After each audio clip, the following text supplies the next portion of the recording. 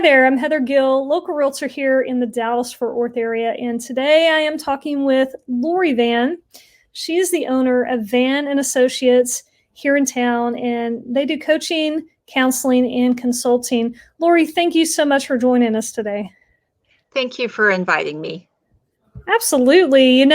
So on TexasElder.care, we had a question come in, and I think you can really help us out with this one. What do you do if there are unresolved issues from the past with your aging parent? Can you speak to this for us? Yes. Oh boy, this brings up so many different things for individuals when they're facing their loved one going towards those final days. And there's all the what ifs and I wouldas and I shouldas and I couldas. And regret is a horrible thing to have. Yeah. So I do encourage individuals that if it's emotionally safe, because there are some individuals that, you know what, no matter what, it's just not going to be an emotionally safe situation to do this in. But collect your thoughts. I really encourage individuals to do a letter to that individual that may be getting ready to pass on and write out a lot of those thoughts, those feelings, those regrets, and even things of, you know what, this actually really bothered me and this is part of my closure, too. Never go with the first draft, maybe never even go with the second draft. But it's a starting point of one, you being able to process all of the stuff that maybe you've been tucking away and avoiding. So it's good on that level. But then, and this is, where counseling can help assist a person putting together a letter such as this to come up with what are going to be the main objectives of going to that individual and getting that closure. And maybe it's you have to ask them for forgiveness.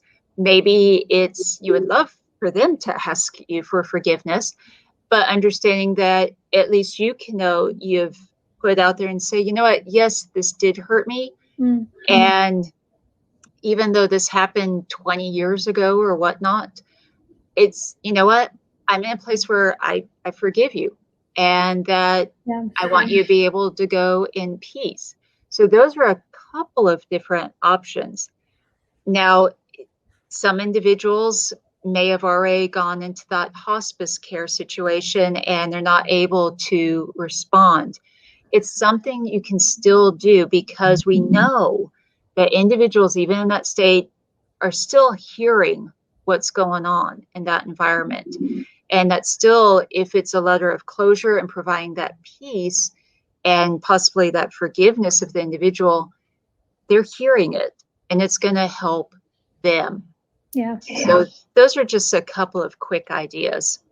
So Lori, those are definitely some good practical tips for somebody who's dealing with this kind of issue. And I mean, and unfortunately, just the world we live in, there's a lot of, kids that harbor some kind of issue with their parents, vice versa too. I mean, and it's not a bad idea to just sit down and write out those feelings and thoughts and just get it off your chest. And hey, I love your tip there. Don't do the first draft. Okay. That's probably a really good idea for most things we do in life. I mean, heaven knows I've sent some emails and I'm like, I probably should have read that again.